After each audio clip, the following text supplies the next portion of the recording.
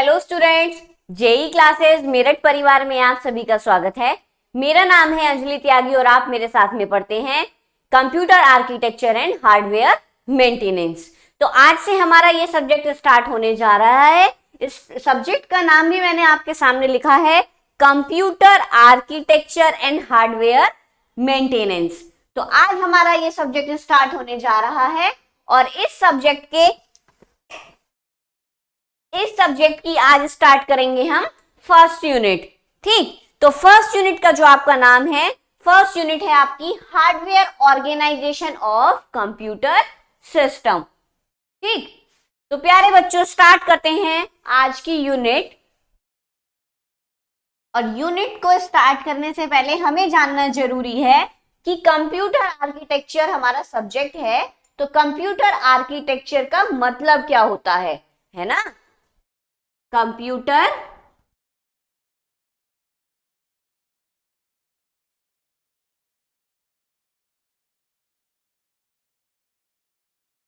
Architecture का मतलब क्या है? कंप्यूटर के विभिन्न कंपोनेंट्स। क्या बोला मैंने? कंप्यूटर के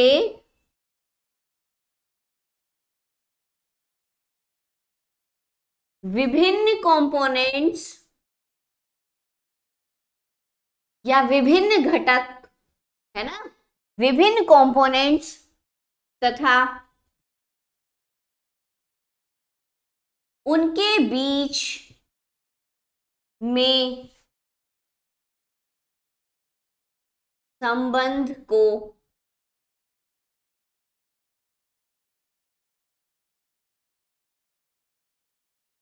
कंप्यूटर आर्किटेक्चर या कंप्यूटर संरचना कहा जाता है। क्लियर? जो आपके कंप्यूटर के कंपोनेंट्स हैं और उनके बीच में जो रिलेशन है, उनके बीच में जो संबंध है, उनके मध्य में जो संबंध स्थापित हो रहा है, उसको क्या कहते हैं? कंप्यूटर आर्किटेक्चर कहते हैं। आपके कंप्यूटर के 3 भाग होते हैं।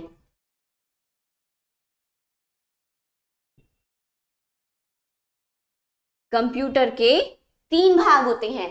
पहला होता है आपका इनपुट आउटपुट यूनिट, दूसरा होता है आपका सीपीयू और तीसरा होता है आपका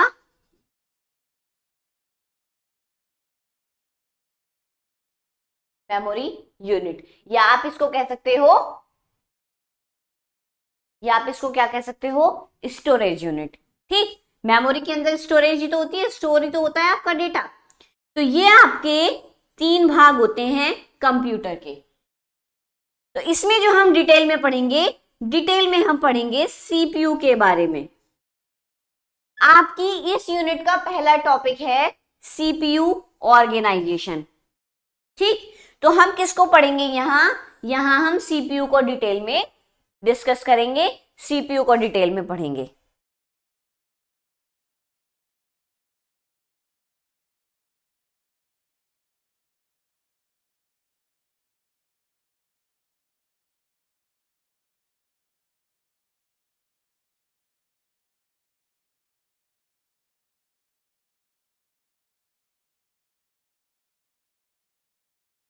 तो आपका फर्स्ट टॉपिक है सीपीयू ऑर्गेनाइजेशन। क्या है आपका फर्स्ट टॉपिक? CPU organisation.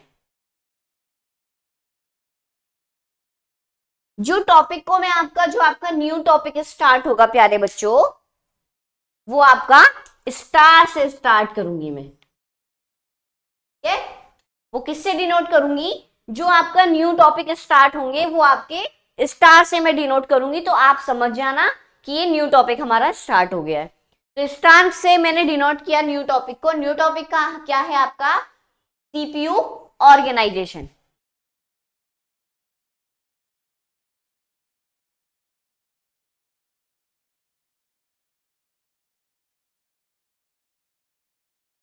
क्या है आपका फर्स्ट टॉपिक?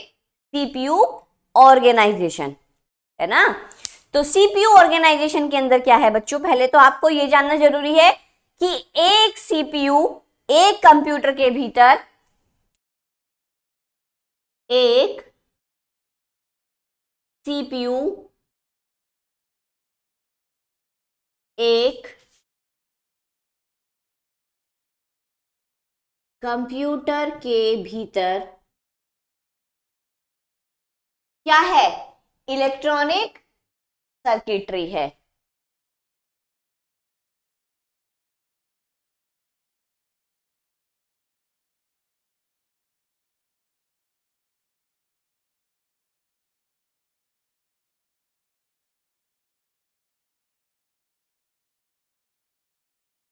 के भीतर एक इलेक्ट्रॉनिक सर्किटरी है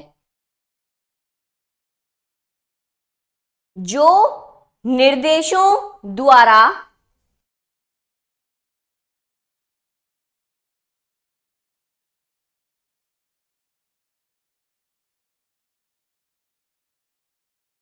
निर्दिष्ट बुनियादी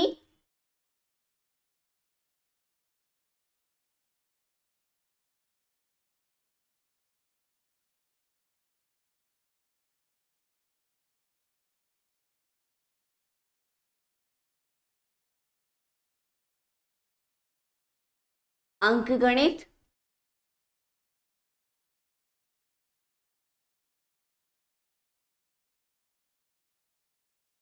तार्किक नियंत्रण मतलब आपके लॉजिक कंट्रोल, है ना। और इनपुट आउटपुट संचालन को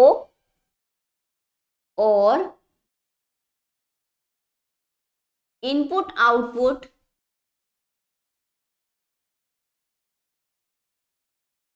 संचालन को इनपुट आउटपुट संचालन को एग्जीक्यूट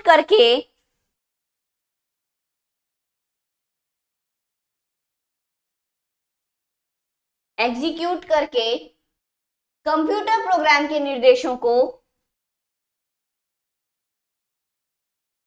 कंप्यूटर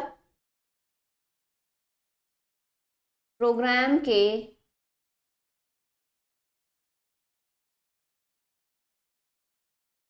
निर्देश का मतलब क्या है बच्चों, यहाँ पे इंस्ट्रक्शंस, है ना, को पूरा करती है।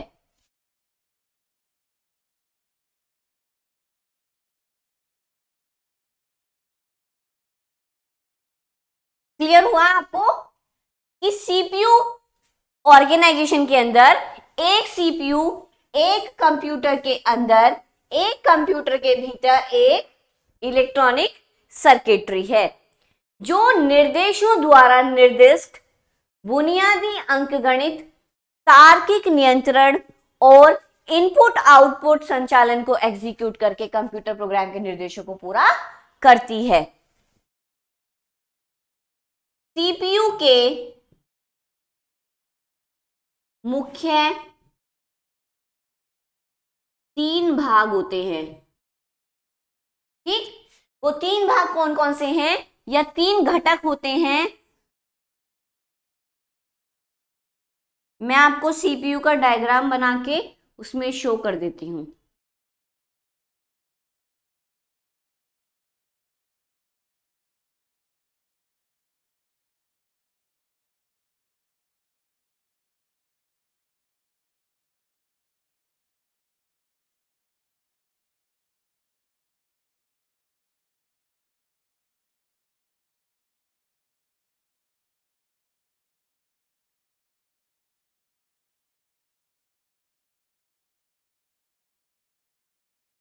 Control unit ALU, memory unit, और ये है आपका सीपीयू, ठीक। आपके सीपीयू के 3 भाग हैं। पहला भाग है आपका कंट्रोल यूनिट, दूसरा भाग है आपका ALU और प्यारे बच्चों तीसरा भाग है आपका मेमोरी यूनिट। अब हम बात करते हैं कंट्रोल यूनिट क्या होता है। है ना। ये जो यूनिट होती है कंप्यूटर के सभी हिस्सों के, ये यूनिट कंप्यूटर के सभी हिस्सों के ऑपरेशन को कंट्रोल करती है।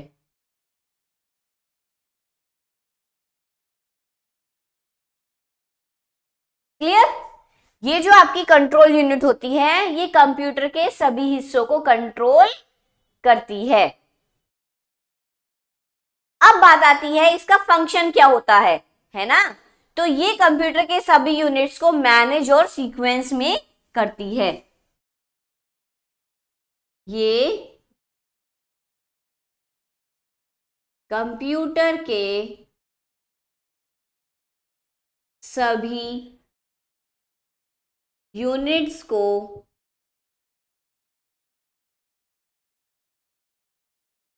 मैनेज तथा सीक्वेंस में करती है। कंट्रोल यूनिट का फंक्शन क्या है कि ये मैनेज तथा सीक्वेंस में रखती है ना। ये मेमोरी से इंस्ट्रक्शन प्राप्त करती है और फिर उनकी व्याख्या करती है और कंप्यूटर के ऑपरेशन को निर्देशित करती है ना। क्या करेगी, मेमोरी से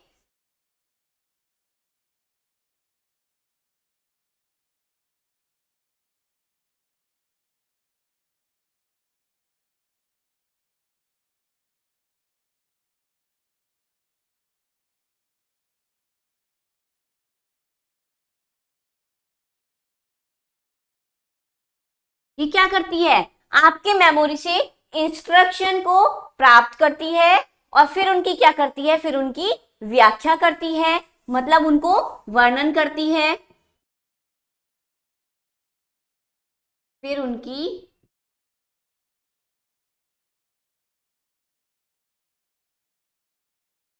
व्याख्या करती है और व्याख्या करने के बाद में क्या करती है, जब इंस्ट्रक्शन को प्राप्त करेगी फिर उनको डिटेल बताएगी उनकी, और व्याख्या करने के बाद में क्या करेगी फिर, और कंप्यूटर की ऑपरेशन को निर्देशित करती है।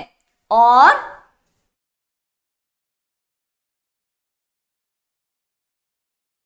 कंप्यूटर के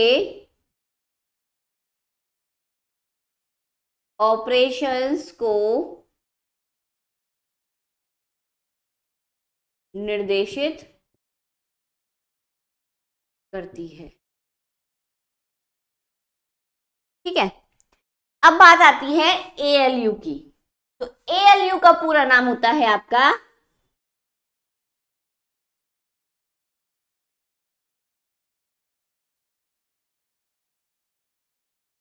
अर्थमेटिक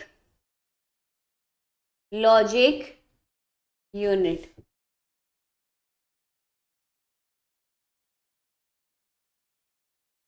ठीक, क्या होता है पूरा नाम, अर्थमेटिक लॉजिक यूनिट इसका पूरा नाम होता है। इसके दो सेक्शन होते हैं आपके, एक होता है आपका, इसके दो सेक्शन होते हैं,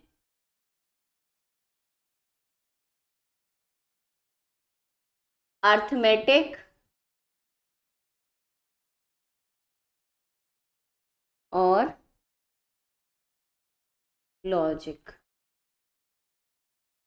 अर्थमेटिक सेक्शन क्या करता है, आपका प्लस माइनस मल्टीप्लिकेशन डिवीजन ये सारे ऑपरेशन किसमें होते हैं, अर्थमेटिक सेक्शन के अंदर। और लॉजिक सेक्शन के अंदर आपके लॉजिक ऑपरेशन होते हैं, जैसे आपका एंड होता है, और होता है, नोट होता है ना, वो सारे आपके एएलयू के अंदर लॉजिक सेक्शन में होते हैं। अब बात आती है मेमोरी और स्टोरेज यूनिट की। इसको हम क्या कहते हैं, इसको हम स्टोरेज यूनिट भी कहते हैं।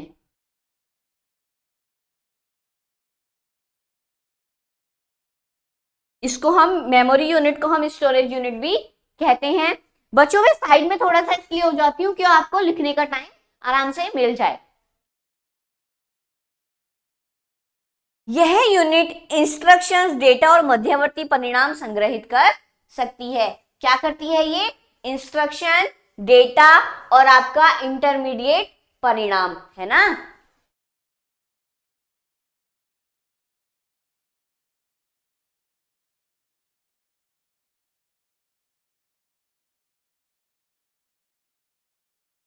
मध्यवर्ती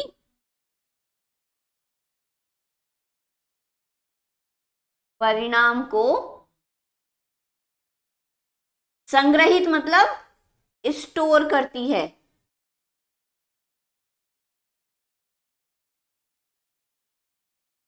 मध्यवर्ती परिणाम को स्टोर करती है या संग्रहित करती है। यूनिट जरूरत पड़ने पर कंप्यूटर की अन्य यूनिट्स को सूचना की आपूर्ति करती है। जैसे किसी और यूनिट को जरूरत पड़ी तो उसकी जरूरत पड़ने पर, है ना, यह यूनिट जरूरत पड़ने पर, यह यूनिट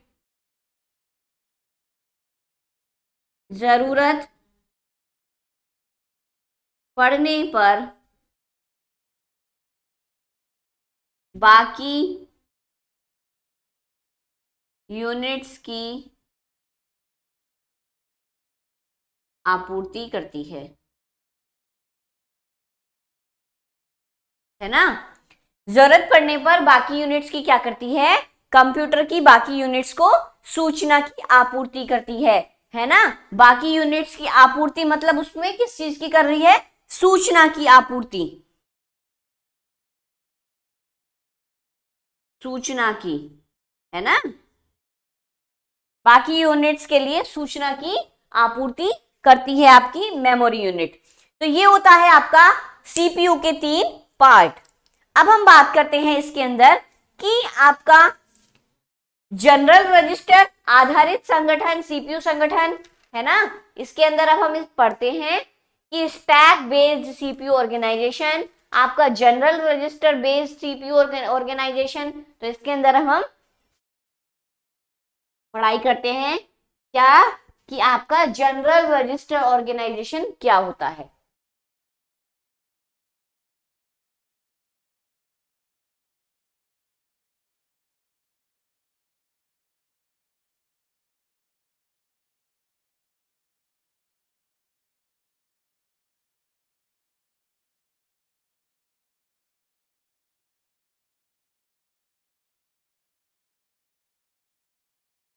जनरल रजिस्टर ऑर्गेनाइजेशन,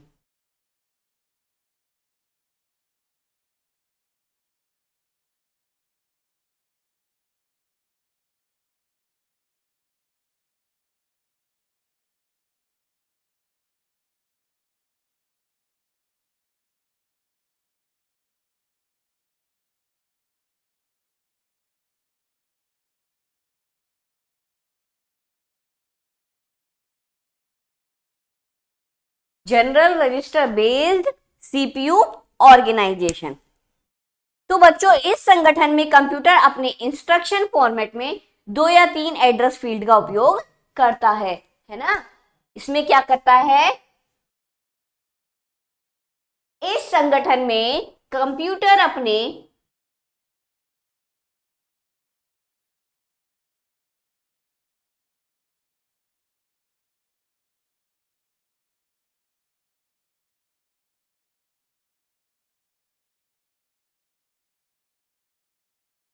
दो या दो से अधिक इस संगठन में आपका इस वाले ऑर्गेनाइजेशन में कंप्यूटर अपने 2 या 2 से अधिक एड्रेस फील्ड्स का उपयोग करता है ना। एड्रेस फील्ड का उपयोग करता है। कंप्यूटर अपने किस में? अपने इंस्ट्रक्शन फॉर्मेट में, है ना।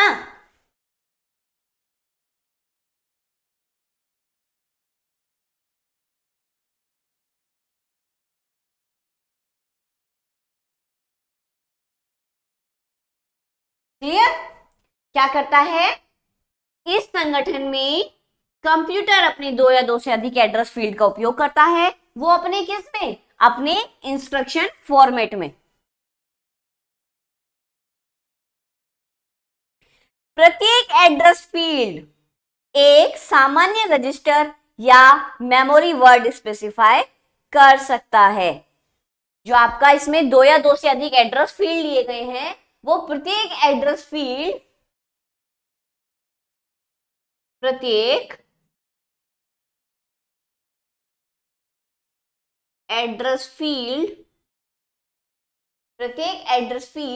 सामान्य रजिस्टर या मेमोरी वर्ड, एक सामान्य रजिस्टर या मेमोरी वर्ड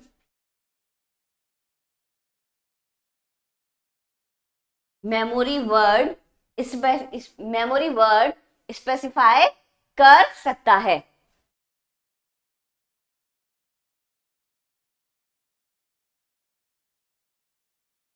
ठीक, कैसे, देखो एग्जाम्पल के थ्रू हम समझते हैं। क्या करना है आपको, आपकी कमांड क्या है, मल्टीप्लाई R1 R2 R3। आपको मल्टीप्लीकेशन करनी है R1 R2 R3 की। ठीक, वो किस में स्टोर हुआ, आपका R1 में जाके स्टोर हुआ, R2 मल्टीप्लीकेशन R3। मल्टीप्लाई करके आपका किस में आया, मल्टीप्लाई R1 किस में आया, आपका R2 R3 किस में स्टोर हुआ, R2 मल्टीप्लीकेशन R3 किस में स्टोर हुआ, आपका R1 में स्टोर हुआ। इसको ऐसे भी लिख सकते हैं, इसको ऐसे भी लिख सकते हैं। कैसे लिख सकते हैं कि आपके R1 में अब क्या स्टोर हो जाए, आपका मल्टीप्लाई हो, किसकी मल्टीप्लाई हो, R1 R2 की।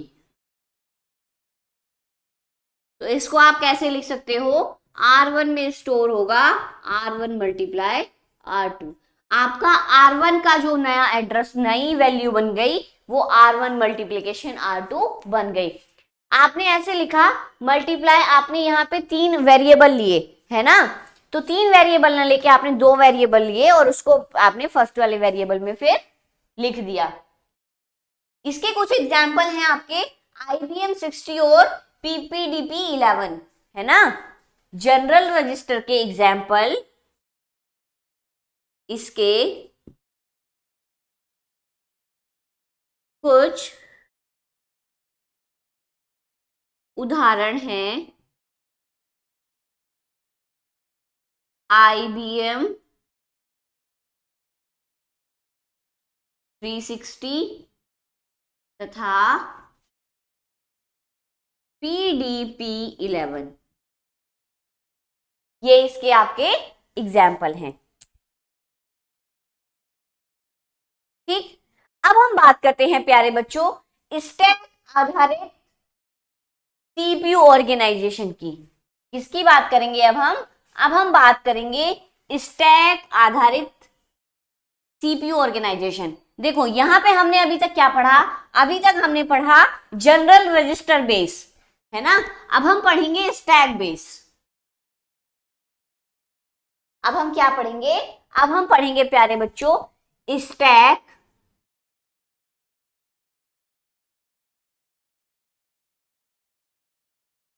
Based CPU organisation.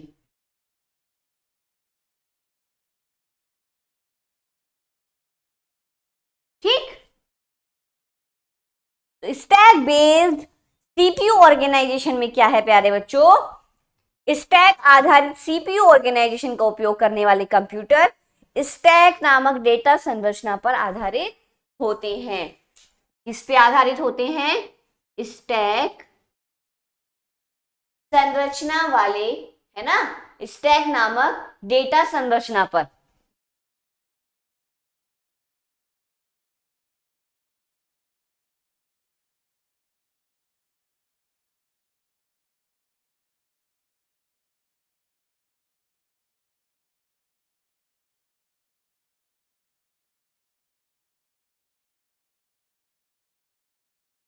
जो कैसे होते हैं? जो स्टैक बेस्ड सीपीयू ऑर्गेनाइजेशन का उपयोग करने वाले कंप्यूटर होते हैं, जिन कंप्यूटर के अंदर आपका stack based CPU organisation use होता है, प्रयोग होता है, उन कंप्यूटर को स्टैक नामक डेटा संरचना पर आधारित होते हैं। वो कंप्यूटर किस पे आधारित होते हैं? वो कंप्यूटर आपके स्टैक नामक डेटा संरचना पर आधारित होते हैं। ठीक, अब हम बात करते हैं कि स्टैक डेटा शब्दों की एक सूची होती है ना। स्टैक तो हमने पढ़ा, स्टैक नामक डेटा संरचना पर आधारित होती है। अब स्टैक होता क्या है?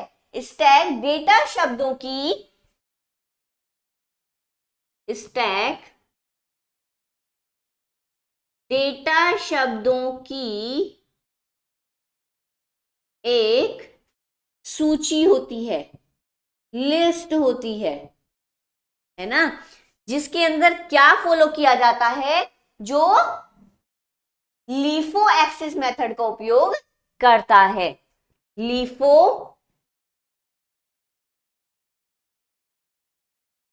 एक्सेस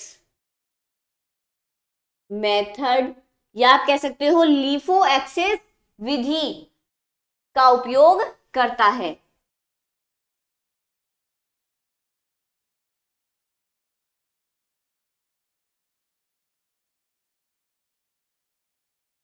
अब बात आती है लीफो क्या होता है। लीफो होता है प्यारे बच्चों आपका last input first output. Last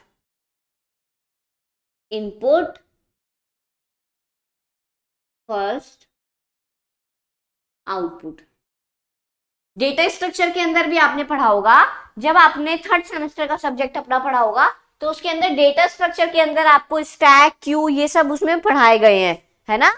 तो लीफो क्या होता है? लीफो किसको फॉलो करता है? लास्ट, लीफो की फुल फॉर्म क्या है? Last input first output.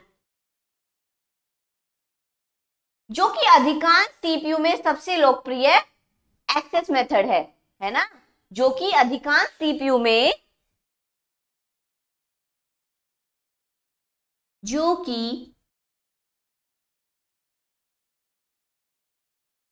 अधिकांश सीपीयू में लोकप्रिय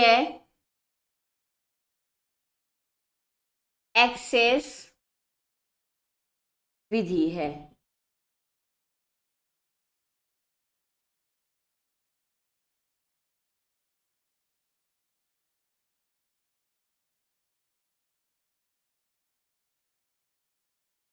इस संगठन में एएलयू ऑपरेशन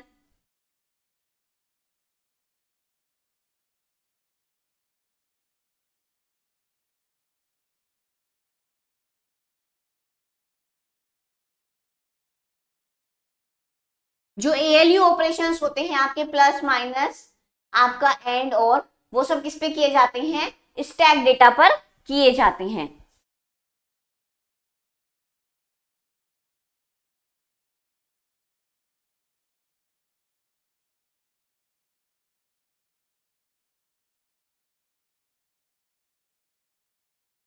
स्टैक डेटा पर किए जाते हैं।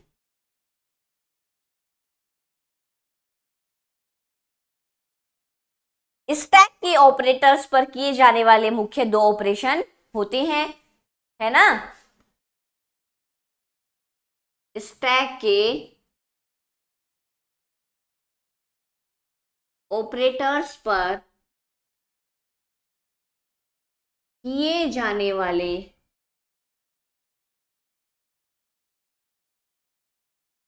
दो ऑपरेशन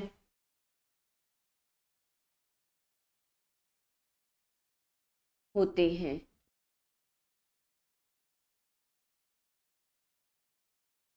पुश पॉप।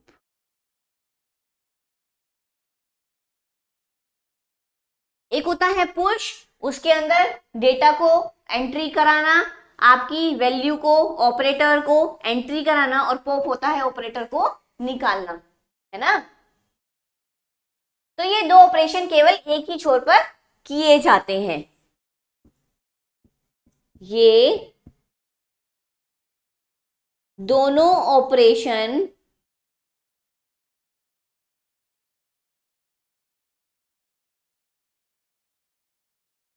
डेटा के एक छोर पर किए जाते हैं।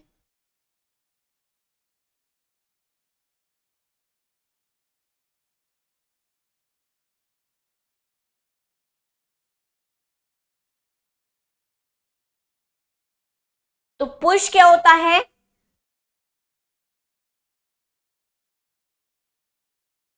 पुश को जब हम डिनोट करते हैं प्रोग्रामिंग के अंदर, इसको जो लिखते हैं वो कैपिटल में लिखते हैं, पुश। ठीक। पुश का मतलब क्या होता है बच्चों? स्टैक के शीर्ष पर क्या करना? डेटा वर्ड सम्मिलित करना, है ना। स्टैक के शीर्ष पर, जो स्टैक का टॉप है, शीर्ष को क्या बोलते हैं? टॉप पर निर्दिष्ट एड्रेस पर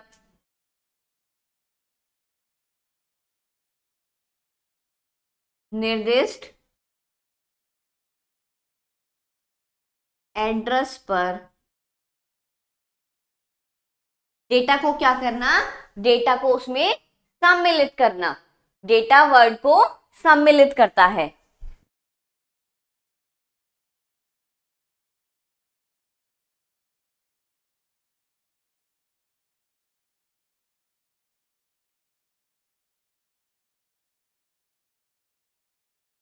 सम्मिलित करना मतलब उसके अंदर ऐड करना, है ना।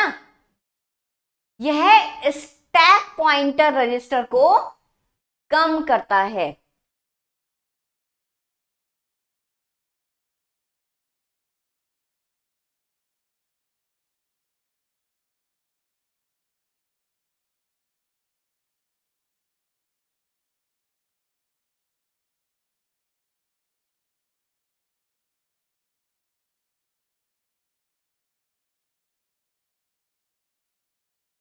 दूसरा ऑपरेशन है आपका पॉप। इसको कैसे लिखते हो? P capital O capital P. ये क्या करता है बच्चों? स्टैक के शीर्ष से एक, यह ऑपरेशन स्टैक के शीर्ष से एक ऑपरेंड को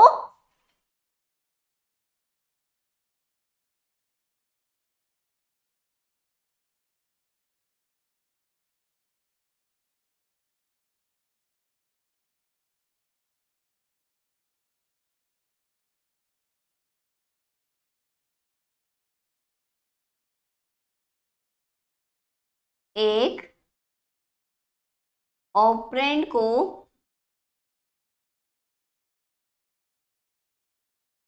हटाने का काम करता है।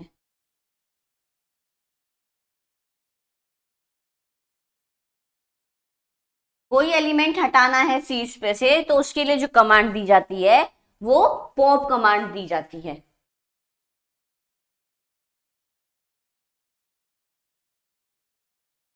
ठीक। पुश का मतलब कैसे हुआ? ये क्या करता था? जो आपका पुश था, स्टैक पॉइंटर रजिस्टर को कम करता है, और ये आपका बढ़ाता है।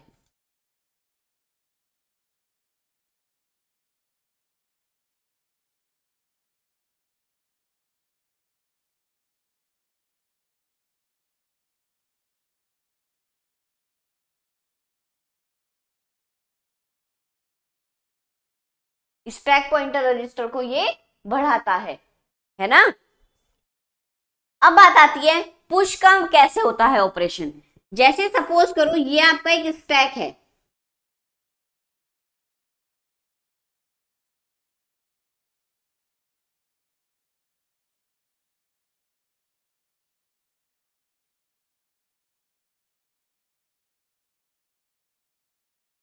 डी को पुश किया और डी आपका कहां पे आएगा, डी आपका यहां पे। इसके अंदर जो भी एलिमेंट पुश होंगे या पॉप होंगे, जो भी ऑपरेंड इसके अंदर पुश होंगे पॉप होंगे, वो आपके सीड्स पर ही होते हैं, आपके टॉप पर ही होते हैं। आपका कोई एलिमेंट जुड़ेगा वो भी टॉप पे जुड़ेगा, कोई एलिमेंट आपका पुश होगा। जैसे यहां से सपोज करो आपने सी को करना है,